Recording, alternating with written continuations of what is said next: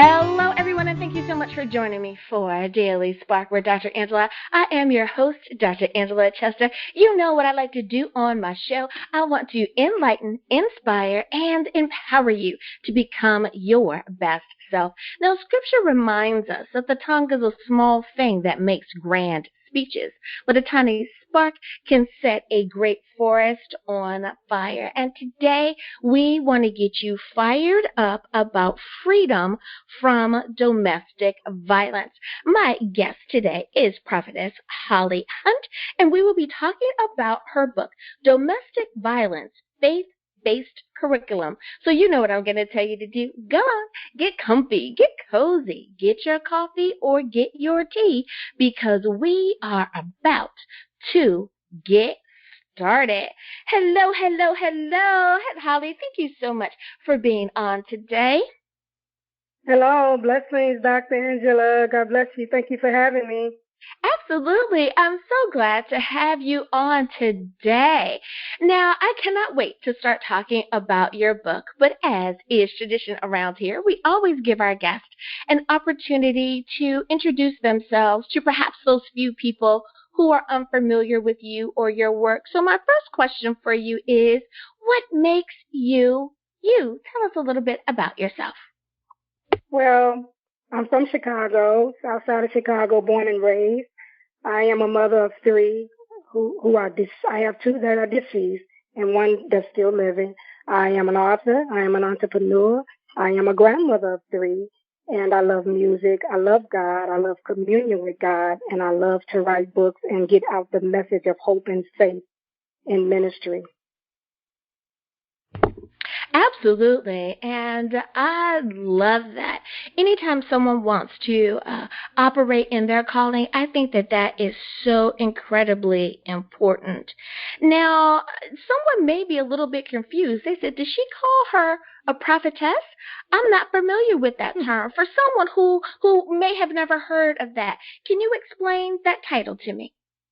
Yes, ma'am. For someone who doesn't understand, for that title, quote unquote, prophetess, it is someone that God has reared up and put his anointing and his power, and he has chosen to come forth and speak and be an oracle for his message and speak the gospel and teach. There's so many other entities concerning that. We build up, we exhort, we bring clarity, we bless, we encourage. There are so many functions connected to being a prophetess, but it's truly one that is called and chosen of God and anointed from birth to be his mouthpiece. I love it. And thank you so much for that clarification, because I know there are so many that are listening going, "Oh, Dr. Angela, we know what that is." But there may be some folks out there going, "Oh, what? I've never heard of that." So thank you for that clarification there. Now, No speaking problem. of titles, author is also a title that you hold. Now, is that something that you've always wanted to do, or did you find that life presented the opportunity to be an author and you said yes? Well, to be honest with you, Dr. Angela, being an author was something that I never thought that I would be. Early on as a child, I loved to dance and sing, and so I always thought that I would be on BET one day.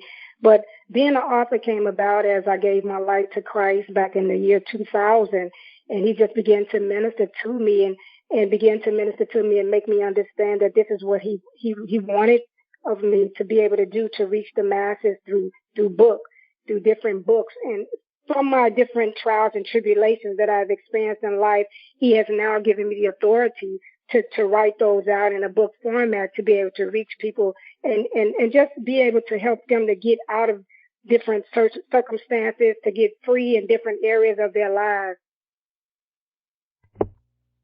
Absolutely, absolutely. And I love asking that question because it's one of those questions that I never know the answer to. You know, every author is going to be different. Some will say, "Oh, I've known since I was, 5 years old that I wanted to do it." Or other people, I had one lady say, "Let me tell you, I didn't know I was going to be an author until God told me, and then I told God no. And then lo and behold, look at what happened. She ended up doing it." So you just never know how God is going to lead our lives, and I love it. I love it. Now, the title of your book, Domestic Violence, faith-based curriculum. Can you tell us about the title? How did that come to be? The title came to be because years ago I suffered a relationship with domestic violence, and it really changed and altered my life and my perspectives about myself. And so when God called me to write this book, he gave me instructions on what kind of book that it should be. He also called me to open up a shelter for battered women and children, along with people that suffer from identity crisis. And he wanted me to use this curriculum as a tool to be able to navigate the program and minister to the people inside. So that is how the title came about. I really like that. And the fact that the lessons that you have learned, that you want it to go out beyond just you, but that you want to share that newfound wisdom with others. I think that is so important. You know, don't hold on to it, because there's someone else who needs to have that information as well.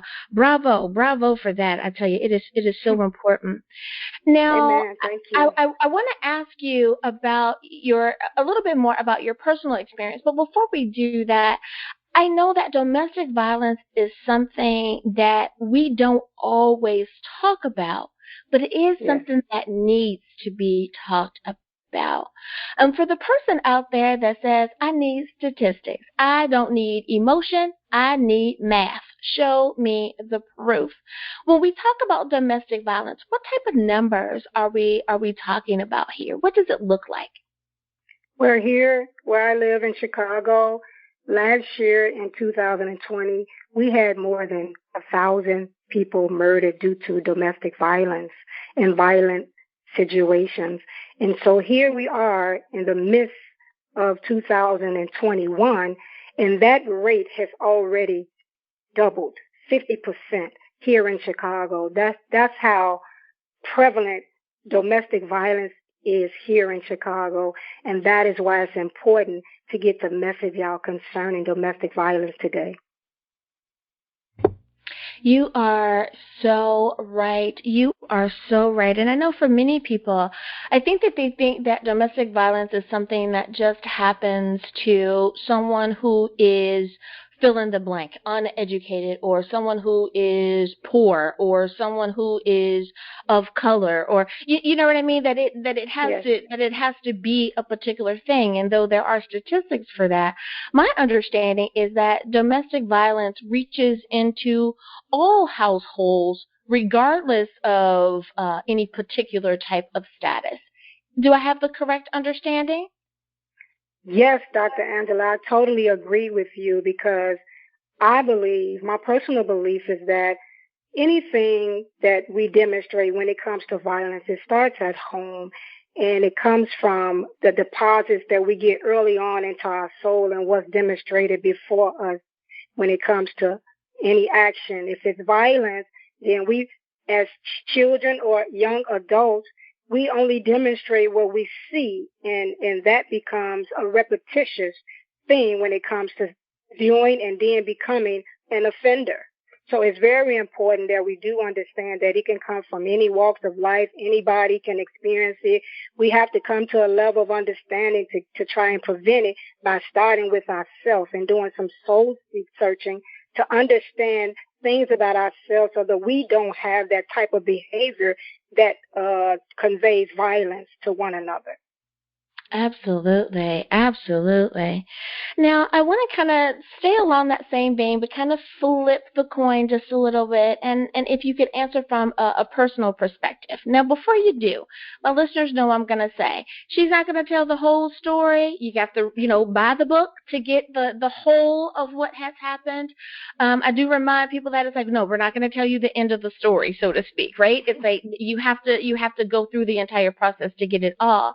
But with that being said, can you tell us a little bit about your story or your experience as far as getting out is concerned as well?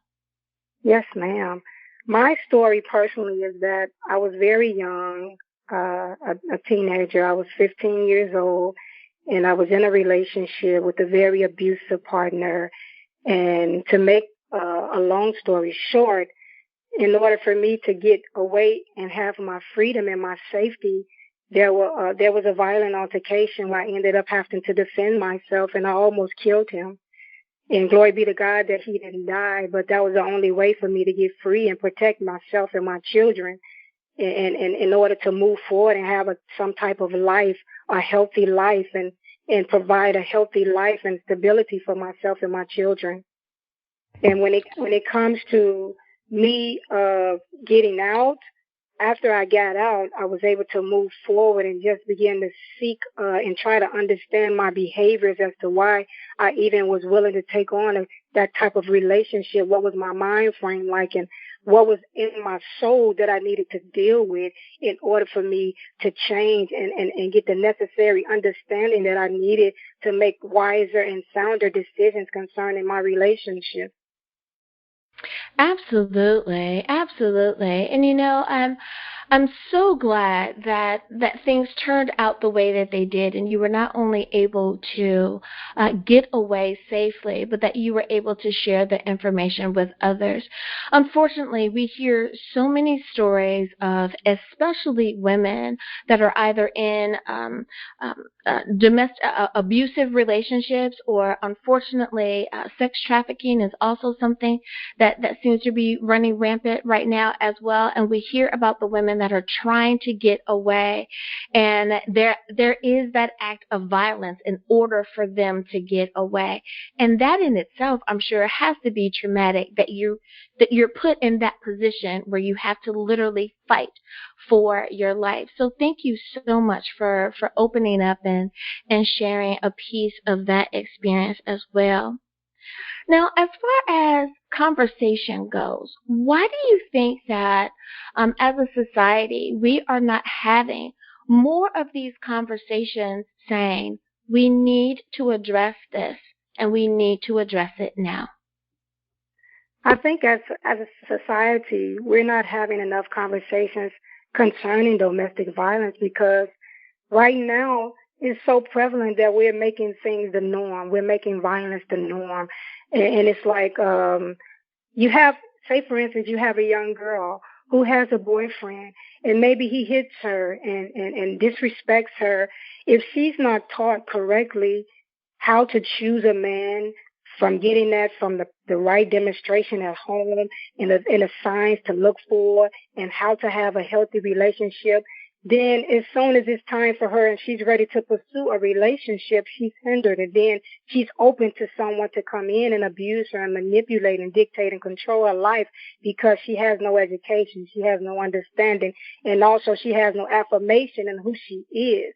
That's just an example of why so much violence is going on, and then why it's not addressed. We make it the norm now. Some of us as women, we make it the norm. If a man strikes us, or if our spouse or our husband strikes us, we make it the norm and make excuses for, oh, he's just upset, it'll be okay, or he's my husband, I can't leave because I don't have anywhere to go, or he's the sole provider, I wouldn't know what to do without him. Those are the kind of decisions, the excuses, or so to speak, the reasons why we not talk about it, and we don't speak about it, and then we don't advocate, or we don't go to anyone, because it's a very personal, private matter. We don't want anyone to know that we have a spouse or a husband that's abusing us, or someone that's causing us harm, or we are in fear of, and our lives are in jeopardy. We don't want to discuss that. It's very personal and it's very private, but we have to be able to come outside of that shell and not just protect ourselves and what people will think about us, but we're going to have to step outside of that and look for safety and look to help somebody else that may be in that situation that needs to get out. We have to voice our concerns and begin to advocate even stronger, no matter what it takes. The society has to know that this is not acceptable, and we have to step up and do more to embrace those that are suffering it, and to even support those that may need the assistance with getting away from it, so they can have some form of help and assistance and stability and support their children and understand how to move forward from that situation with counseling and it's so many things that are needed once a person suffers this traumatic experience. There's so much help that is needed. They need counseling. They need to understand so much that is taking place in their lives. And so that is why I think the conversation hasn't been prevalent as it should be, because it's such a personal matter. Absolutely. Oh my goodness. You have really given us something to think about. It's time for us to go to break, but what an appropriate place to give us something to really think about while we are away. Thank you, Prophetess, for really opening the eyes of someone who never thought about it that way, perhaps, and now they have a little bit of something to chew on. Now, before we go to break, though, can you please remind everyone what is the title of your book? Where can we get a copy? And of course, how do we stay in contact with you? Sure. The title of my book is Domestic Violence, Faith-Based Curriculum. And it can be, you can get a copy at any outlet like Barnes & Noble, Amazon, even on my publishing's website is www.exiblis.com, or you can get it on my website, which is www.hollyhuntministries.com. Alrighty, everyone. Now you know where you can get a copy of the book. We'll be back right after this.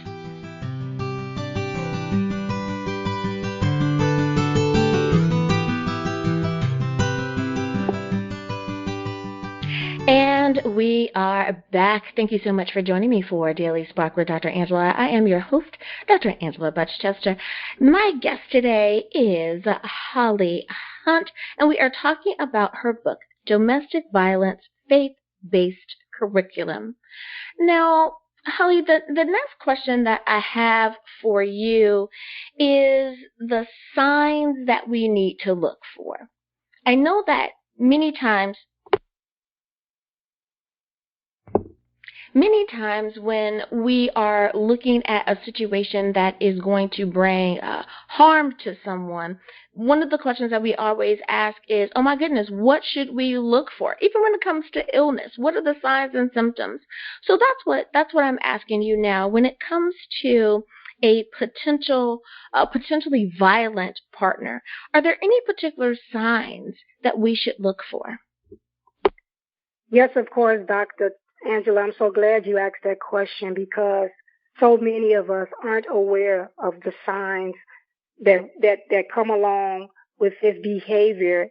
And so we don't early on understand that we have accompanied or allowed someone to come in our presence with this nature.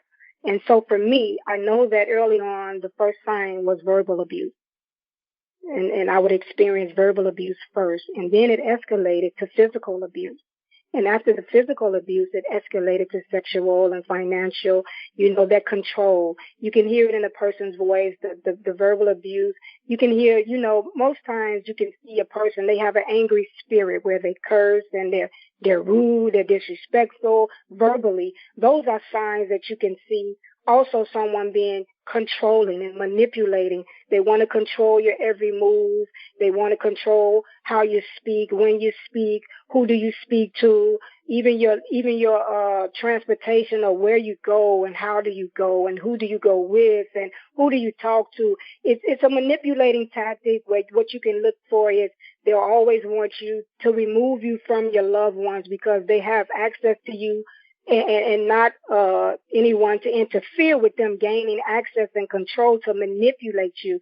And so these are the signs that you look for, because you'll always notice that this person wants to dominate. They want to have control and control your entire life and abuse you. And if things don't go the way they want, then they want to abuse you. It can be fine for a few days, and then you'll look up, there's an argument because they want you to, to control you further. And so it's always these are the signs that you look for. There's going to be verbal abuse. There's going to be this this strategic plan to manipulate and control you, to keep you away from your loved ones or your original routine with your family and your loved ones. They want to pull you away and isolate you so that they can control you and manipulate you and then begin to make you do the things that they want you to do. Even with your finances, they want to control your every aspect of your life. They want control over so they can have control over you. These are the signs that we must look for. Thank you so much for mentioning all of that. And people need to know that there are signs to look for. And you're right. I don't think that people understand that there is financial abuse, that there's physical abuse, there's emotional abuse. You know, there are so many ways that people can be abusive to you. Just because you don't have a black eye doesn't mean that you're not being abused. So thank you so much for mentioning all of those aspects and things that we need to look out for. That is so important. Now, what do you think that one should do when they have a loved one that is facing an issue of domestic violence? Be it that it's your sister, your best friend, a classmate. What do you think? I don't want to say what do you think they should do, because that's really hard to speak for everyone. But is there a particular piece of advice or something that can be said to reassure that person that, hey, I'm your friend or I'm your family member and I am here for you? It's such an honor and a pleasure to speak with you, and also to have this question, because I get that question a lot. And for me personally, I would say if you have a loved one or a family member or even a friend that's in this kind of situation where they're suffering domestic violence, I think the main thing that we have to understand is they need love. And they need that love from us in ways that they don't receive it from their abuser. They need understanding, and they don't need to be judged, because love doesn't judge. Love covers our sins. And so we need that covering at that time. When somebody's going through abuse, they need a covering. They need someone to come along and let them know that they are truly loved and that they're willing to help them in any way that they can, and try to encourage that person and give them understanding as to what it is that they're dealing with, because I had no understanding as to what I was dealing with. I needed to get educated. I needed to understand some things, not just about the situation, but myself. We have to help them to understand. And sometimes it takes for us to go and seek understanding so that we can better help them and be of service to them in the way that they really need, so that they could be effective in trying to move forward with their lives. Because I can tell you that, excuse me, getting an understanding is very, very, very important. When we understand the choices that we're making, that better helps us to change those choices and to make different and better and more sound decisions concerning this situation. We have to try to pour into them and let them know that they're loved, and give them the information that is needed, even if it's just a pamphlet or a telephone number or 1-800 number where they can call and get the information and talk to somebody and get the encouragement that they need, the counseling that they need. Counseling is key. In any situation like that, we need counseling. That's very important. The Bible teaches us in a multitude of counsel there is safety. And sometimes we need to be able to convey the truth, convey that love and understanding, the word of God to them, to reaffirm them and reaffirm their identity, who they are in God, to encourage them, and hopefully and pray as well that they would receive it and that they would believe it, and they would fight for their lives, fight for their stability, fight for their freedom, and fight to have a healthy aspect about themselves and even have healthy relationships moving forward. Absolutely. Having great relationships, positive relationships moving forward. I love that. I love that.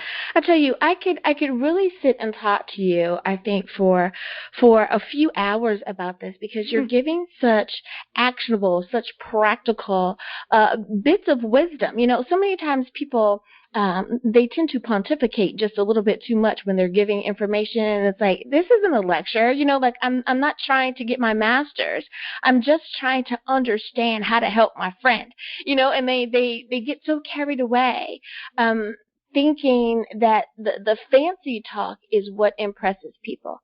And I think what impresses people is saying, this is what you need to say to your friend, or this is what you need to do with your friend to let them know that you're there.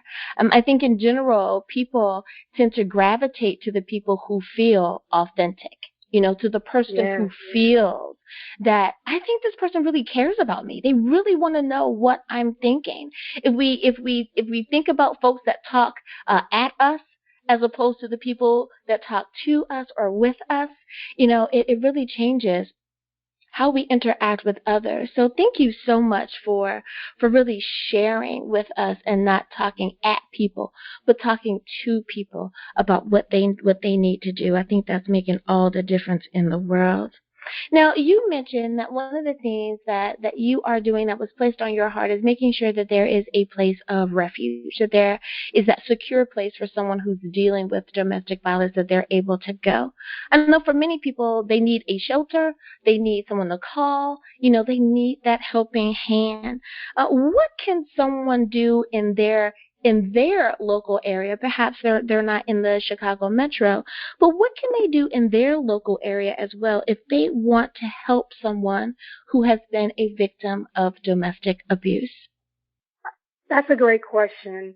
I would say if they want to help someone who's experienced domestic violence or who's even suffering from domestic violence, I think that they should at least get in touch with different organizations that advocate for victims of domestic violence, and just Google online some organizations that are really making the effort to bring about the change and bring about to stop and try to hinder and break down that high rate of domestic violence as best as possible with shelters and organizations that minister and counsel women. That's the help that we need from the community.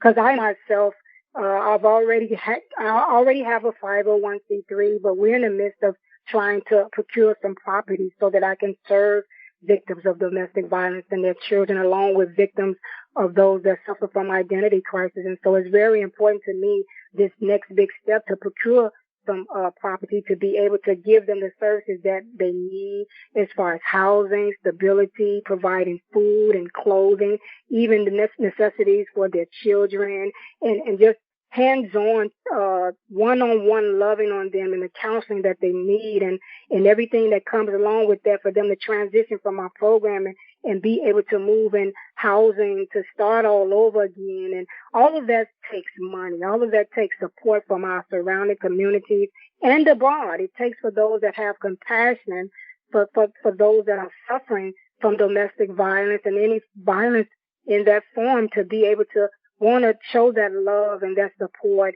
that is so needed. When a person removes themselves from that kind of situation, they're in desperate need of housing and clothing. Sometimes they have to leave everything behind just so they can save their lives. And so they need clothing and shelter and food, and they have to start all over again. And so these are the ways that the surrounding communities and society and even abroad can help pour into these organizations, or the organizations that are seeking to establish a place where they can come and provide all of the necessities for victims of domestic violence.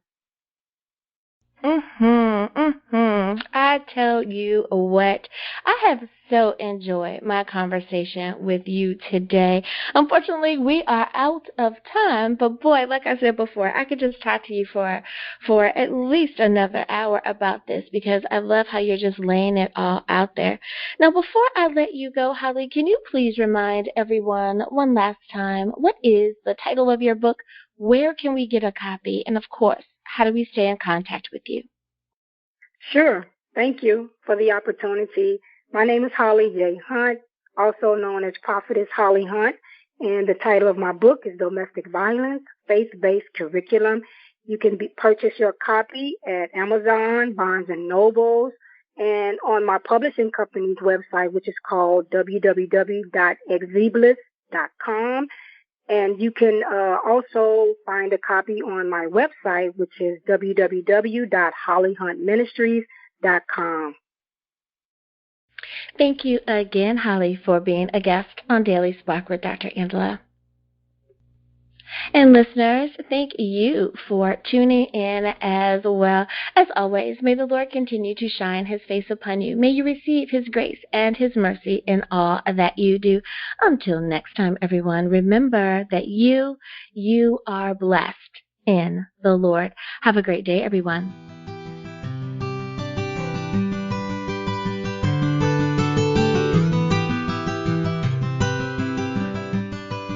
Hello, everyone, and thank you so much for joining me for Daily Spark with Dr. Angela. I am your host, Dr. Angela Chester. You know what I like to do on my show. I want to enlighten you. I want to inspire you. I want to empower you to become your best self. Now, Scripture reminds us that the tongue is a small thing that makes grand speeches, but a tiny spark can set a great forest on fire. And today we want to get you fired up about our guest. His name is Kenneth Dale, and we're talking about his book, 90 at 90. 90 Inner Adventures in Reaching 90. Now, you know what I'm going to tell you to do. Go on. Get comfy, get cozy, get your coffee or get your tea, because we are about to get started. Hello, Kenneth. Thank you so much for joining me for Daily Spark with Dr. Angela. Good morning.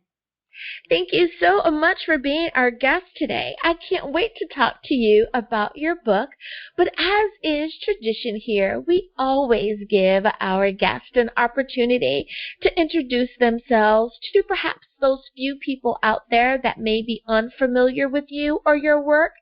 So the first question for you is, what makes Kenneth Dale Kenneth Dale? What makes you you? What makes Kenneth Dale Kenneth Dale? Well, what a question. I've never been asked that question before. I have lived a long life, and by most of that life, or half of that life, has been spent in Japan. So that has a lot to do with making me who I am. I've been involved in Christian ministry of one kind or another. In a counseling ministry. For one thing, I started a counseling center. You would probably be interested in that, Dr. Angela. I understand that's in your field, too. So is that enough to tell you what makes Kenneth Kenneth? Now, being an author, is that something that you have always wanted to do, or did life simply present the opportunity and you took life up on that opportunity? Well, that's kind of an interesting approach to my life, because I have enjoyed writing ever since high school days, and I had a very good teacher of writing when I was in a sophomore at high school. And, that helped me all through my life, because I've always enjoyed then the essays I had to write in college, and I've enjoyed writing sermons and so forth. And then I started writing a book quite a long time ago. When I first went to Japan, I wrote one on teaching an English language. And I've written my biggest book, really my major book, was called Circle of Harmony, and it is on a new sect in Buddhist religion in Japan. It's called Risho Kosekai. And so I worked hard on that one, and then others have been more on Japanese culture or the church and culture. Mm-hmm. And then, and then thing you're interested in too, really in people's, how to help them understand themselves and be their better selves through various means. And I've written several books along that line. Now, the title of your book, 90 at 90, 90 Inner Adventures in Reaching 90. I like the title. How did you determine what the title of your book would be? Well, it's kind of a strange title, to be sure. And I use the numbers 90 instead of the word 90. And I just felt like doing something, probably my grand finale, so to speak, at the end of my life when I was 90. I wanted to publish my last book. So I had been writing little essays now and then, and I put them together, and there were about 90 of them.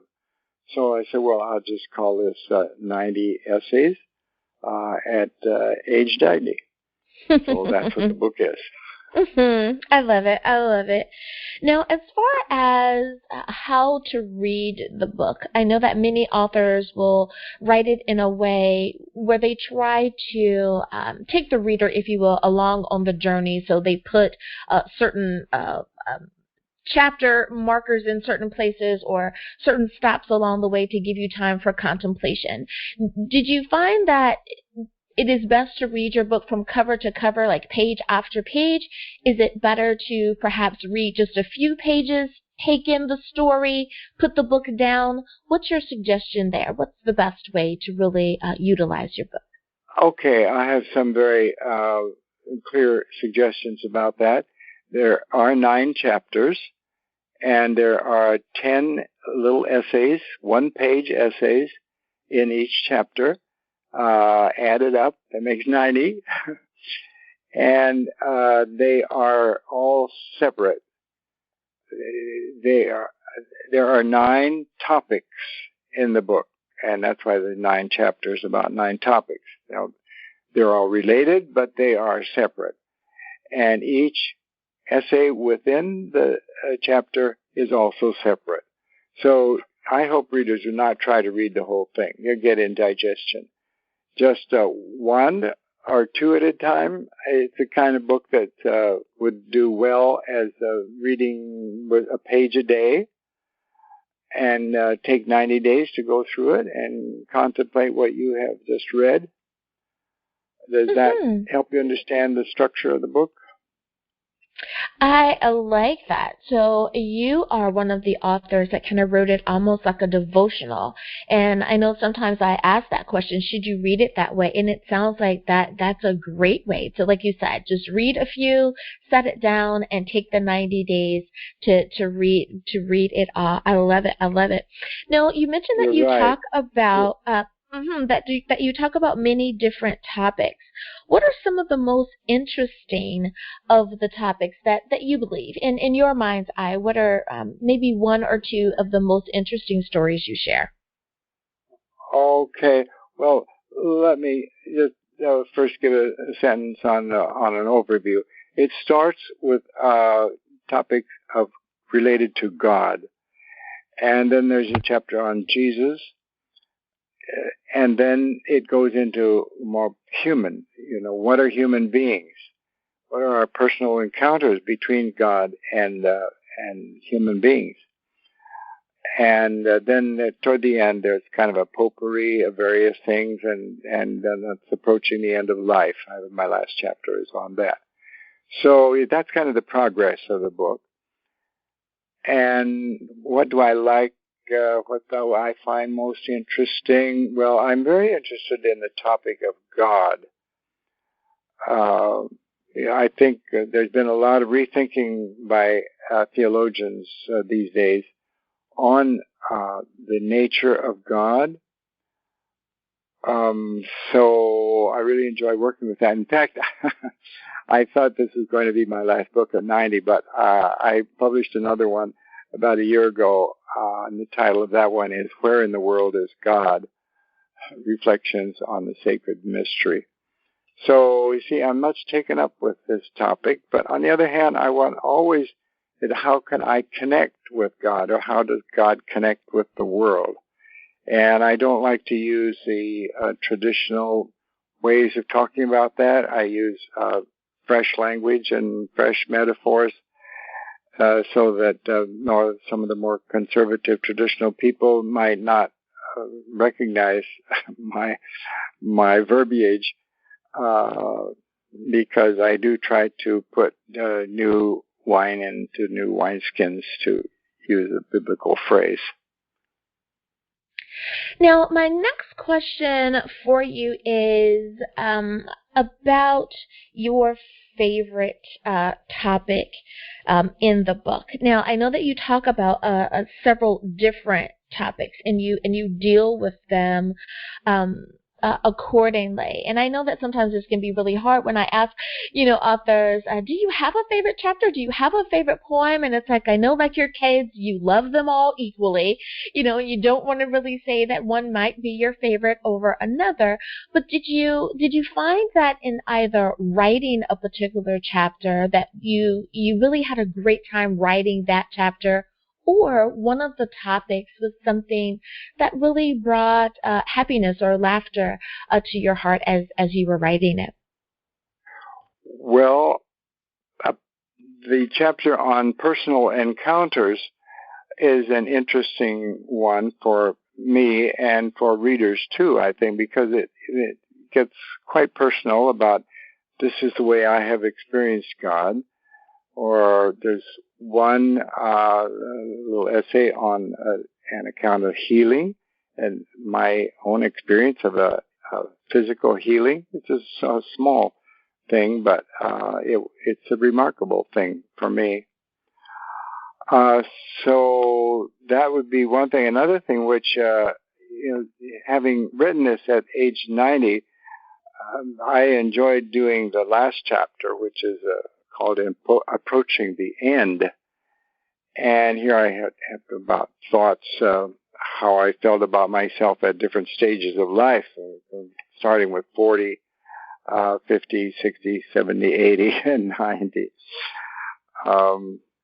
And that, I think, might be interesting to people who are going through those stages themselves, to see how I experienced life, what particular challenges there were in each decade of life. Absolutely, absolutely. I know that I used to love listening to my grandmother's stories. My listeners know that my grandmother was born in 1908, so listening to the various experiences that she was able to share was just amazing. So you're right, seeing life through the eyes of another is, in my opinion, always something that is rewarding, but also gives you a fresh perspective, so that we don't always live in our own little bubbles. It's so much easier to be able to love your neighbor when you understand what your neighbor is going through. So absolutely, I love it. Well, Kenneth, it is time for us to go to break. But before we do, can you please remind everyone, what is the title of your book? Where can we get a copy? And of course, if someone wants to reach out to you, how can they do that? The title of the book is 90 at 90, and the 90s are written in numbers, numerals, not words. A subtitle is 90 Inner Adventures Leading to 90. And this book is available through Amazon and other major booksellers such as Amazon. It was published actually by Ex Libris, so they always have it on hand, of course, Ex Libris. So you can find that on your internet or in a directory. It's spelled with just a large X and then Libris. Love it. Yes. Alrighty, everyone. Now you know where you can get a copy of the book. We'll be back right after this.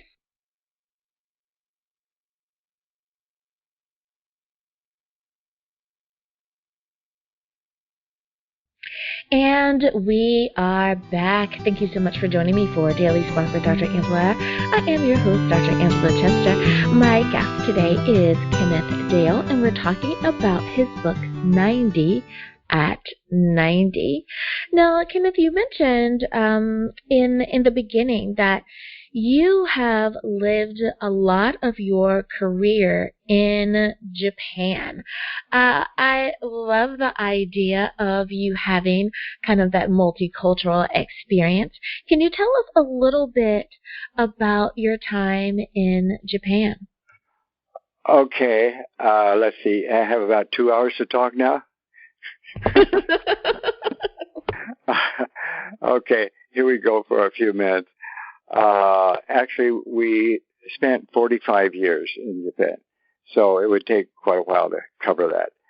We went in 1951, and as you will recall, was just shortly after World War II ended. So Japan was in ruins, you might say. It was just destructive whichever way you looked. And the people themselves, too, were really in ruins, so to speak, spiritually and intellectually, philosophically. They didn't know which way to go after their emperor had stepped down from being a deity, as they had always considered him to be. So we had lots of open doors back there in the 50s and 60s, when Japan was just trying to get on its feet again. So there were many, many people who went from America and Europe as missionaries of one kind or another at that time. But our purpose was always to give a Christian slant to whatever work we did, even if it wasn't specifically, church work as such. And so we did our bit in starting churches and teaching in schools and so forth. And I think I speak for almost all of us who went at that time. We truly enjoyed Japan. We enjoyed the Japanese people. People always ask us, well, they must have been very resentful toward you after the war. They had just been destroyed in the war. We had bombed them, the first atomic bomb in history, and second also. But no, we did experience resentment.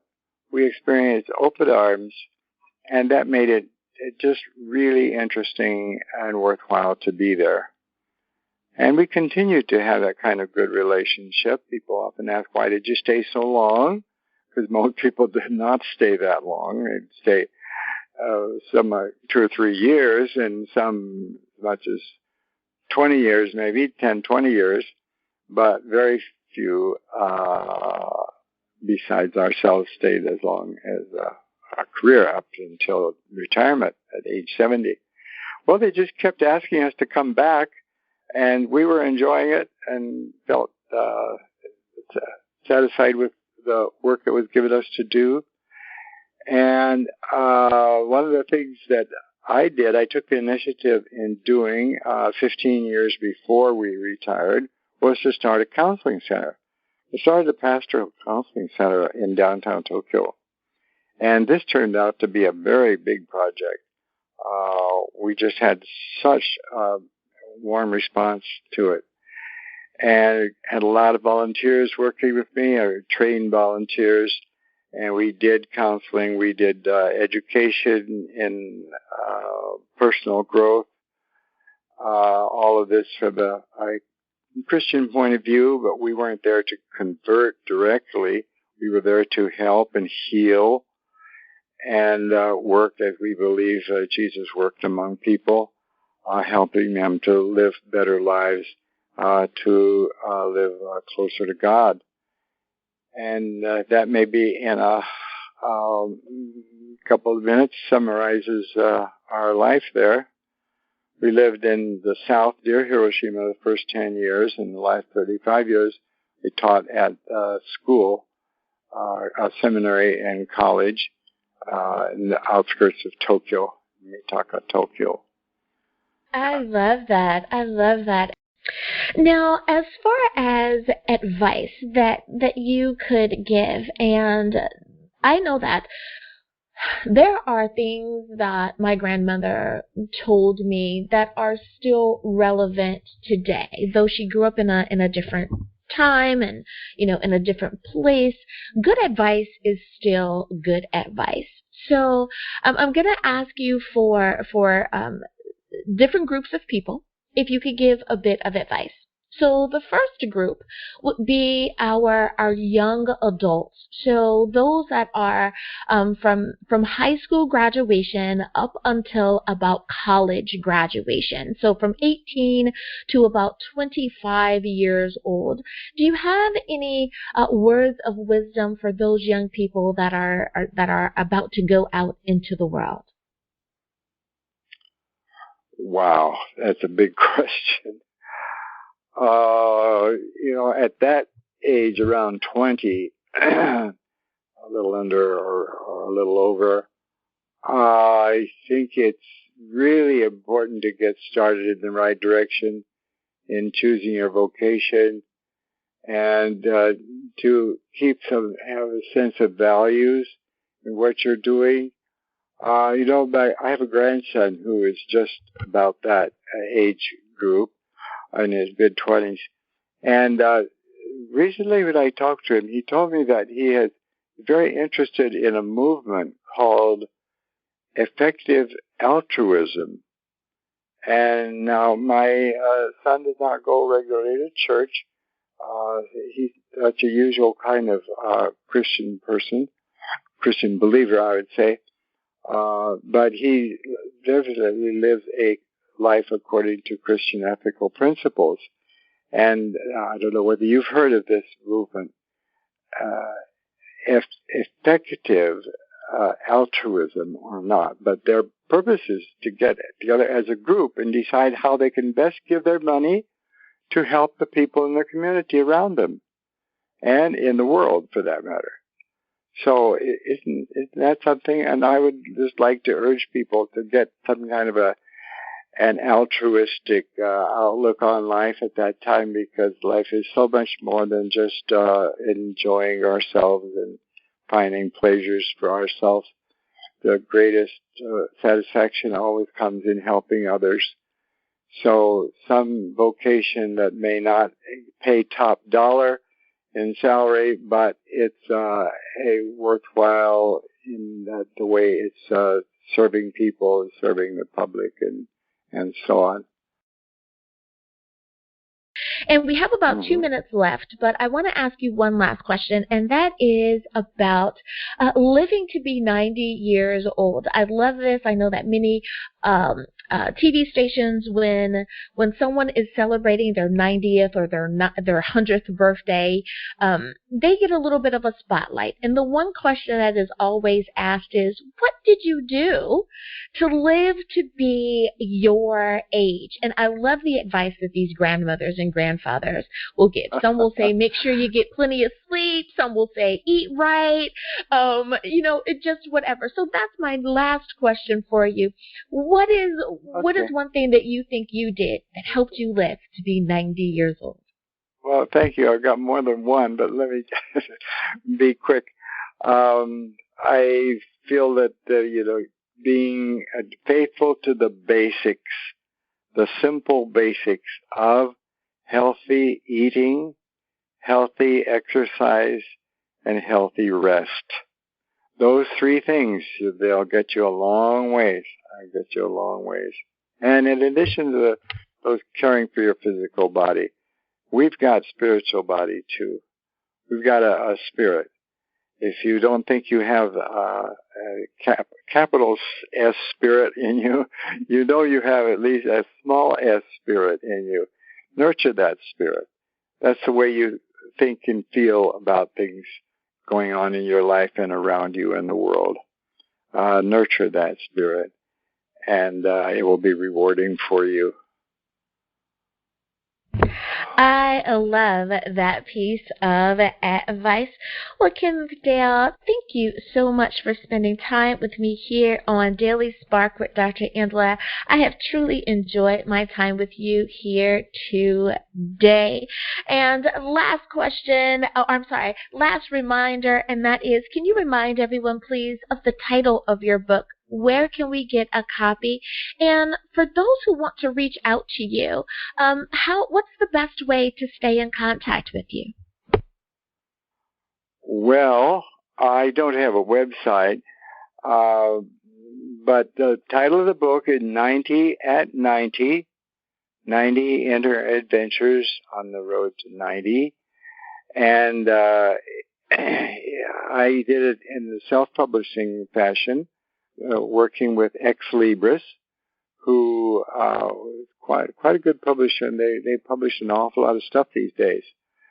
X, you spell that with a big X and then Libris, Ex Libris. Amazon handles it. That's the easiest way for a lot of people to get it. And of course, any local bookseller, bookstore will order it for you if they don't have it on the shelf. Okay. Absolutely. Well, Kenneth Dale, thank you again for being a guest here on Daily Spark with Dr. Angela. You're welcome. And listeners, thank you for spending time with us here as well. We hope that we have enlightened, inspired, and empowered you today. As always, may the Lord continue to shine His face upon you. May you receive His grace and His mercy in all that you do. Until next time, everyone, remember that you are blessed in the Lord. Have a great day, everyone.